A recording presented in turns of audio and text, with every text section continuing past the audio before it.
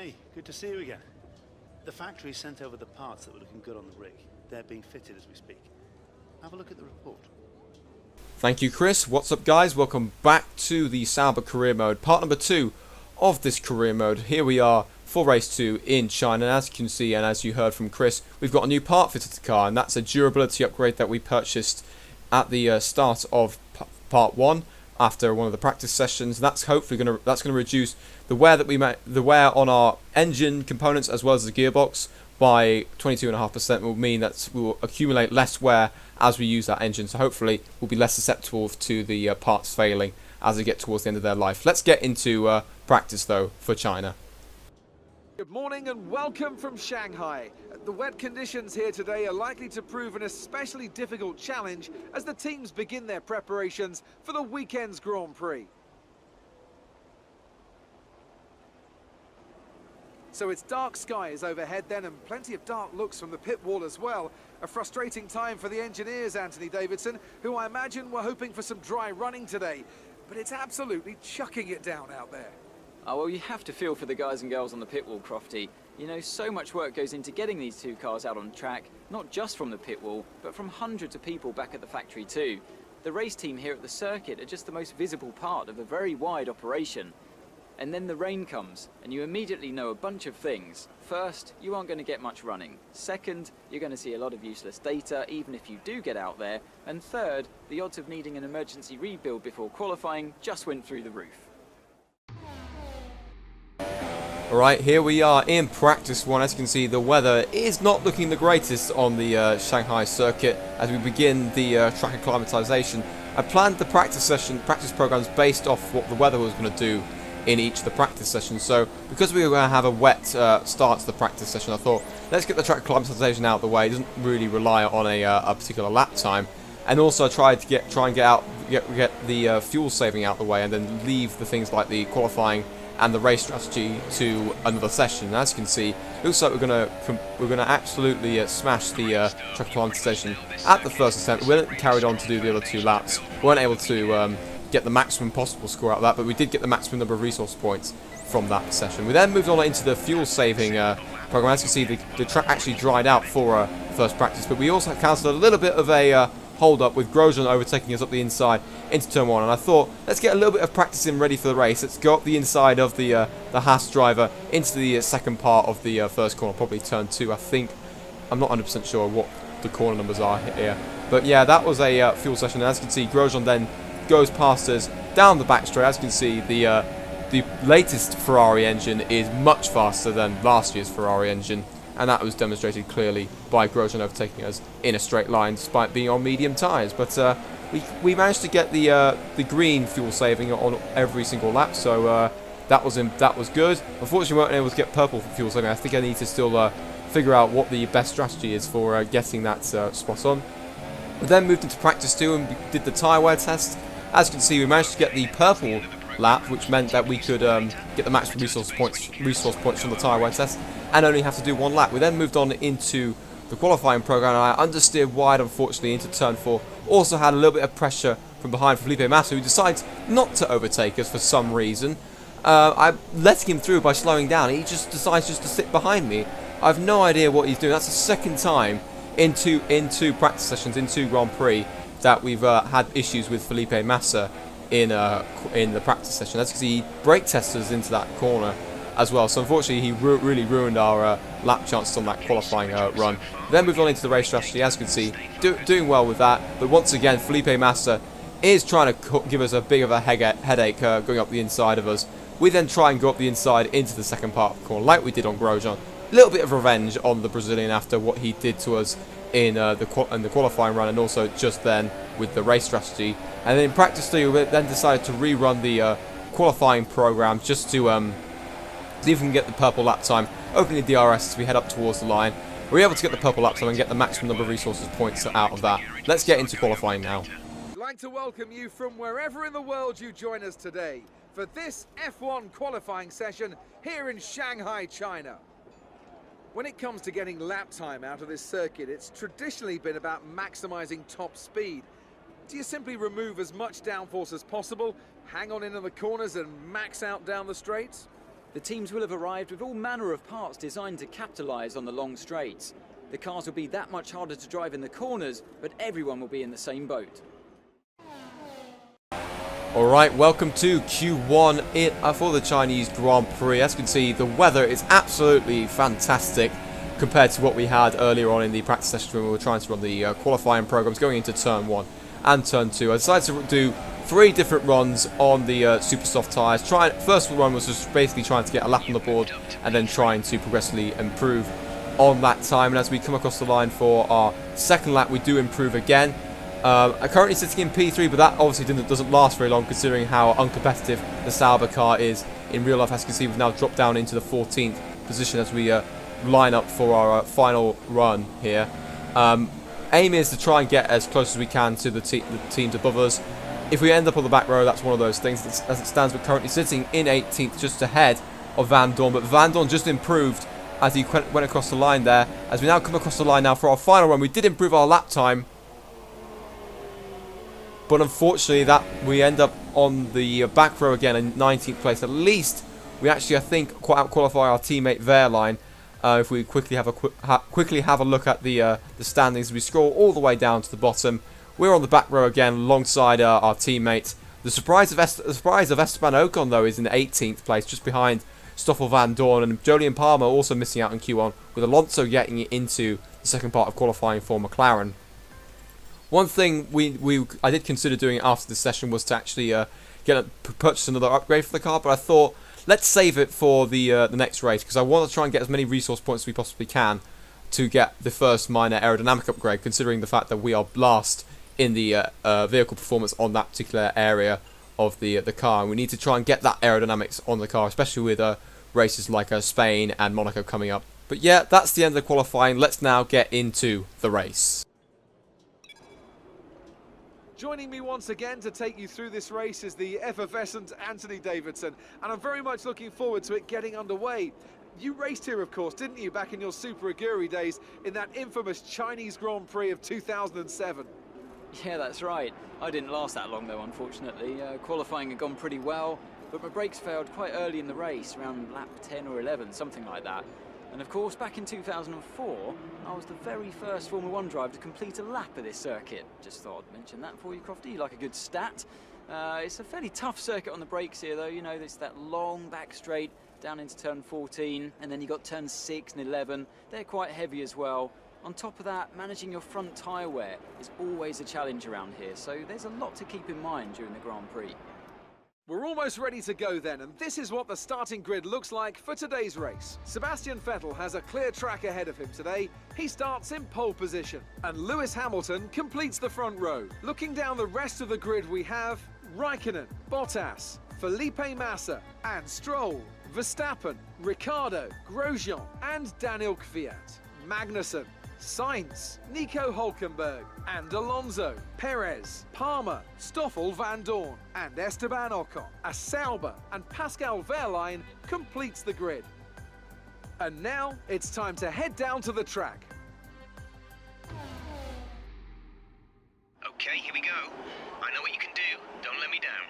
Thank you, Jeff. Here we are on the grid, ready to start the Chinese Grand Prix. But first off, let's have a quick look at the race strategy. I actually make a couple of adjustments to the recommended strategy. First off, by changing the tyre, we're going to be starting on from the super softs to the softs, just to make sure that the tyres actually go the distance, because it was a little bit touch and go with the super softs. And yes, we did get the maximum number of resource points available in the tyre management test, but I didn't expect myself to be able to discipline myself to make that tyre last as long as it said on the strategy. Especially the fact if we get a good start, I want to kind of compete with the guys that we're trying to keep behind. And also made a little quick change to the fuel what we've got, because I think the fuel saving was a little bit more tricky around this circuit than it was in Australia. I think primarily because there's so many long straights here in Shanghai. But as we now go on to the formation, that my objective for the race is to try and get ourselves as far up the grid as possible. If we can get as high up as probably say Alonso, then we might be in a really good spot, because I don't think Alonso will be able to get past us a bit later on in the race. As soon as we get ahead of him, then we should be in really good shape because of his McLaren Honda engine being very slow in a straight line. But anyways, let's get on with the race right now.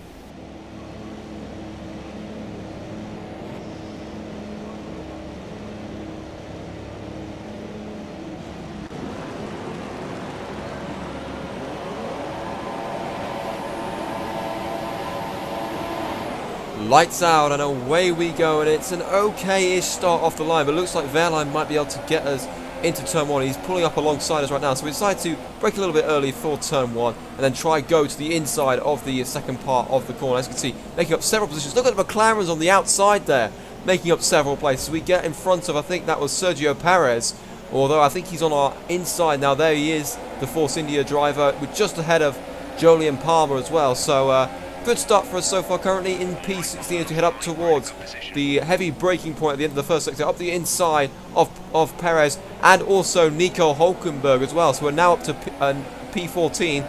Positive start though after starting on the back row. We're now going to try and see if we can stay with Alonso here. The fact that we've got a straight line speed advantage should allow us to stick with the McLaren Honda in the early stages of the race. We'll have to wait and see on that front as we come towards the end of the first lap into the final corner, making a little mistake, understeering wide onto the AstroTurf there, and that means that Nico Hulkenberg might have a chance going into turn 1 and try and block him off onto the inside there, and we successfully defended there. But he's trying to go round the outside. As you can see, the Renault's front wing is very nearly in front of us, but we were able to fend him off and force him wide and keep positions. We're now on to lap 2. We've now got Sergio Perez trying to make a move on us down the back straight as we start closing in on Alonso. Perez trying to go up the inside into the hairpin. We also try and go up the inside of Alonso, but like in Australia where we tried an audacious move on Alonso, we were unable to make the move stick, but this time around we were able to maintain position. We didn't lose out to Perez in making that hasty manoeuvre there. There's the fact that I was trying to brake later than the Force India and try and maintain position. It's the fact that I accidentally overtook Alonso as well and braked too late for the corner. As Perez tries to go around the outside like Hulkenberg did, he gets a little bit further alongside than the Renault did the previous lap, but we're able to, I think, still fend off the Force India driver and then take the inside line for turn 2, the left-hander at the start of the first sector. We're now on to lap 3 though, and here's the DRS is now in operation. We've got DRS because of Alonso in front, but very nearly run into the back of the McLaren as Stroll and Sainz are going side by side just in front of Alonso. That's the reason why Alonso's been able to keep up with those two drivers, as Perez tries to move up the inside, but he wasn't too far up our inside, and therefore I think I had every right to turn in there. And unfortunately for the Mexican driver, he's lost a little bit of time, which meant we had a little bit of a gap as we head on towards lap 4. We've got a yellow flag though in play, and I think that actually causes a virtual safety car right about now. Yep, the DRS is now disabled, and Nico Hulkenberg is out of the race. He becomes the first retirement, and that means that one of our rivals that he's been trying to overtake us the last couple of laps, or tried to overtake us on the first lap, but then his Renault engine has sadly conked out, and he was actually behind his teammate, and also I think Sergio Perez and maybe Esteban Ocon, I'm not 100% sure on that front, but he was in that train trying to overtake us. But it's a very, very short VSC, considering where Nico Hulkenberg did eventually park us. We're now ending the virtual safety car at the start of lap 5, trying to get as close as we can to Alonso, who looks like he's trying to stick with Lance Stroll, who looks to have lost out to Carlos Sainz. As Perez now is really close as we start on lap 6. We try to defend the inside. Perez is giving us a little whack though as he gets through up the inside. Very good manoeuvre there from the Mexican, as we get a touch also from Jolyon Palmer, who also tried to follow through with the Mexican there, and we somehow managed to maintain 14th position. I think a couple of cars come into the pits there. That's the reason why we went up a position, but very close to losing a second position there, as we've now got Perez's teammate Esteban Ocon trying to make a move at the end of the second sector and prior to the back straight, possibly trying to get the DRS as well as make the move prior to the DRS activation point. As we now come onto the back straight, I'm expecting Esteban Ocon to completely blitz past us, so that's why I'm going to the right hand side of the track, and then we'll try and slip back into the slipstream of the Force India, or Mercedes powered Force India, and try and brake later than the Frenchman up the inside into the hairpin, just about get the car slowed down and take the position back from the Force India. Currently up into P11. That's mainly because of the fact that we've got drivers who are on two stop strategies making their first pit stops or very early in this race. I think they're on the super softs. Yes, they are on the super softs because of the fact that's the softest compound tyre available. As Ocon now tries to do the same move that Perez did earlier on in the race to try and overtake us, but we're going to do the move that we did on Romain Grosjean in practice. If you guys remember earlier on in the video, we managed to maintain position. We're now into the points actually after that manoeuvre. We've now got Jolyon Palmer, who's managed to get himself in front of Ocon, now trying to challenge us as he tries to go up the inside into the hairpin. Side by side, he's locked up his front tyres though, and he just about got the car slowed down, and he's in front of us now, unfortunately. But well, let's see if we can try and get a good exit out of the final corner. We've got DRS now on the Renault as we head up towards the end of lap turn. Ocon, I think, has gone into the pits. No, actually, I think he's dropped back a little bit from us, so I think we should be safe as we head up towards turn 1. We've got to be very aggressive though into turn 1 if we're going to have a chance of overtaking the Renault here. We're going to brake a little bit later than Palmer and sneak up the inside right there. Very cheeky manoeuvre up the inside of Palmer. Palmer not paying attention to the fact we were closing in on him during the second phase of that corner. And we're coming up towards the last couple of laps to go until our pit window, as Palmer now tries to make a move down the back straight again, this time around the outside into the hairpin. We try and brake a bit later. Unfortunately, go a little bit wide into the corner, very like what we did when overtaking Alonso, making contact with Palmer. But it looks like Jolien has managed to take the position again as we come into the final corner. It looks like Ocon has gone into the pits. Yes, he has, because now Romain Grosjean is the car behind us, who looks to be trying to overtake us in the near future as we try and get on terms with Palmer again, trying to go up the inside like we did in the previous lap. But unfortunately, he's just a little bit too far in front of us, and we can't make the manoeuvre stick, unfortunately, and that means Palmer has overtaken us, which means we now need to focus on the drivers behind us. As you can see, we've now got Grosjean on the left-hand side, Verstappen on the right-hand side. He's one of the guys that has gone for a two-stop strategy here. Both cars going side by side, trying to overtake us. We brake a little bit late, missed the apex, unfortunately, but it doesn't matter, as now Verstappen and Grosjean are now fighting for position behind us, and we maintain position only temporarily, though, as we now come into the pits for our only stop of the race. We come in a little bit earlier than what I anticipated, mainly because of the fact that I was struggling on these tyres, but also maybe we can try and undercut Jolien Palmer and try and take that position back. I'm pretty sure, though, Ocon, who was behind us as well, who made the pit stop one lap earlier, is probably going to be ahead of us. But let's see if we can challenge that the Force India and possibly Palmer as we exit the pits right about now. Good pit stop from the mechanics there as we come and exit and take off the speedometer. Ocon is now just coming past us right there. There you go. He's managed to make the undercut work a treat, and Force India have managed to get themselves in front of me. But that's probably compromised Ocon's opportunity to actually score points at this particular race because of the fact that he's been held up behind me for so long. Although, let's see what happens though as we come on to one lap later. We may have a few more mechanical retirements as Palmer's actually exited the pits just in front of us. We managed to close the gap on the Englishman as he just exits the pits on cold tyres, but it looks like Palmer is going to maintain position again, which is a bit frustrating for us, but again, Renaults are way too quick for us right now. But let's see if we can in the future try and compete with the likes of Renault and possibly Toro Rosso. And speaking of Toro Rossos, we've now got Daniel Kvyat trying to make a manoeuvre around the outside. He's one of the guys on the two-stop strategies. He tries to go around the outside into the hairpin. We break a little bit later than him and force him wide. A little bit wide on the exit there, and that probably will give Kvyat an opportunity down to the final corner, but he's a little bit too far back and he's not going to make a manoeuvre just yet. He might make a manoeuvre though as we head on to the start-finish straight and for the second DRS zone. We've also got another car in the pits. I think that is Carlos Sainz just exiting the pits. Actually, yes, it is. That is Kvyat's teammate. So the Russian's going to be very, very frustrated at the fact that his teammate's been able to get in front of me, but now he's going to be stuck behind the Sauber. Unless it does something special to us, then I'm not going to relinquish this position very, very, very easily for the Russian, as you can see. Now on to lap 17. Again, Kvyat trying to go round the outside into the hairpin there, braking a little bit later than him, and we managed to hit the apex of the corner and not go wide this time. Although Kvyat's got a good run out of the corner, and he might have an opportunity going into the final corner, making a little bit of contact with us, and we just about hang it around the outside. I think it was more contact as we headed up towards the end of the lap there, but we managed to maintain position and we were able to hold that for at least another lap as we come on towards the back straight of lap 19. We're actually going to get another yellow flag though, so I think it's probably to one of the cars that's behind us. And actually, yes, it is. It's Kvyat that's unfortunately suffered an engine failure as well in the same spot that Nico Hulkenberg did, and he is out of the race, and he's one less driver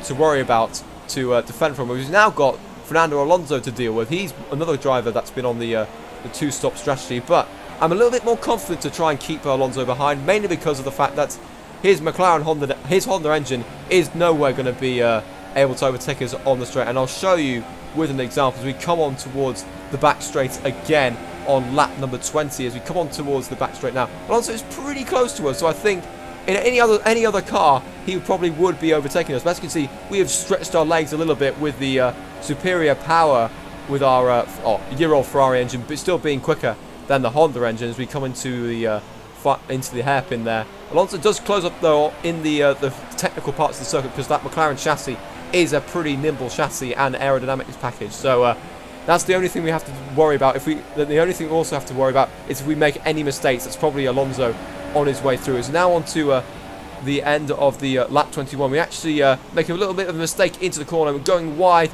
on the exit. Alonso is right there. As you can see, he may have taken advantage. He's a tiny bit closer to us as we head in towards the final corner to start lap number 22. Alonso is in the DRS range, but again, that McLaren Honda engine has got no power to force a move up the inside there, and we're going to maintain position for now. Currently in P14, as you can see right there. We're on to lap 22 now. Unfortunately, I make a mistake though and go wide on the exit of the corner. Alonso is getting a really good run out the corner. He very nearly overtook us prior to the DRS zone, so he may have had an opportunity to take the position there, but we got away with it a little bit, and we now stretch our legs with the superior power and also rich fuel mix as well to just give ourselves a little bit more of an advantage over the McLaren or Honda powered McLaren.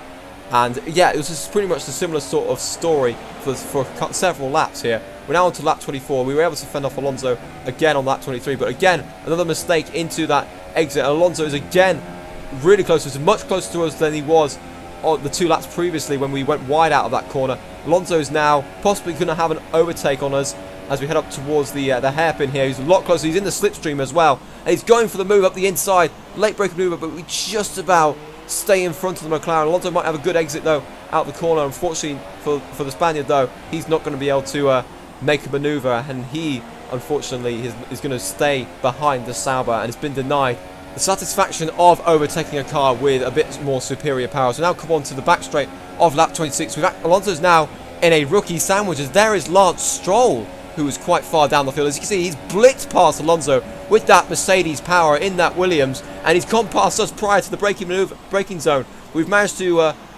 maintain position by having the inside line and forcing Stroll out, and therefore we've managed to get that position back as we come up towards the final corner. I'm expecting though Stroll to be a much bigger threat though as we come up towards the end of the lap 26 to start lap 27 into turn 1 with the DRS and the Mercedes power. We're going to force him to go round the outside here, the Canadian, and I think there's a little bit of contact. I'm not 100% sure there. So close though to a potential really bad accident there, but we've managed to fend Stroll off by holding the inside line and then taking the inside line again for turn 2. Really good defensive driving there as we now come on towards the back straight of lap 27. We're actually getting lapped here by the Ferrari of Kimi Raikkonen, who's just about to win the race here. Stroll has actually backed out of it, so we're now going to back out and let the Finn through because we don't want to get a penalty and I want to maintain this 14th position. As you can see, just letting him through just before the braking zone of the hairpin. Raikkonen does lock up though into the hairpin, but also the fact that we're going to get some DRS as we head up towards the final corner. This is our final lap now because of the fact that we've just been lapped, and Raikkonen's going to come home to win the race, but we're going to take a pretty impressive 14th position. Good job, you did really well. Super driving.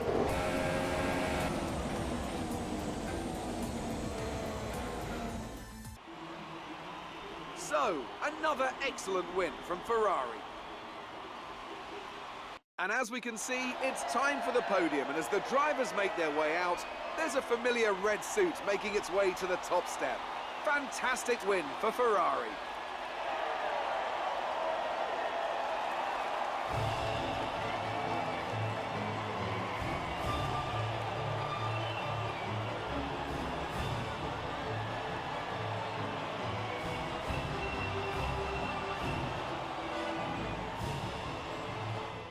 And now let's take a look at the driver's standings. It's a good result for Kimi Raikkonen, who extends his advantage at the top of the championship. And now I'd like to ask you, Anthony Davidson, who was your driver of the day? Difficult call, Crofty, but I'd like to say Sergio Perez. He's just so gifted at getting the most out of his tyres, and he showed that here today. On to the constructors then. Ferrari extend their lead at the top of the championship. It was also a strong Grand Prix from Haas F1 this weekend. Fantastic work from the American team to move themselves further up the table. After all that excitement, it's time for a lie down, I think. Thanks for joining us, and goodbye until the next race.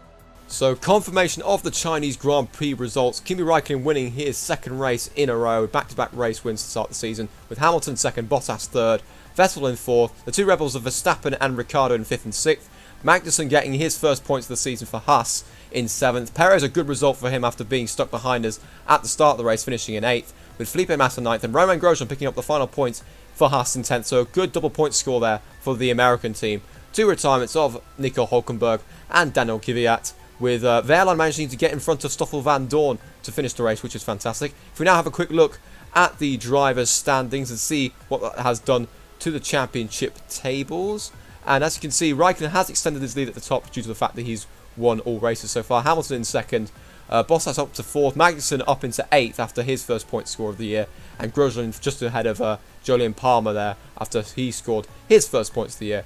And if we now have a quick look at the Constructors' Championship, I'm expecting that Ferrari have extended their lead at the top of the championship, but the top four remain the same: Ferrari, Mercedes, Red Bull and Force India. Haas are the big movers though after scoring their first points of the year, moving in front of Williams and Renault, and leaving just McLaren, Toro Rosso and us as the teams that have yet to score this season. It's a very early stage though, round 2 of a 20-round season.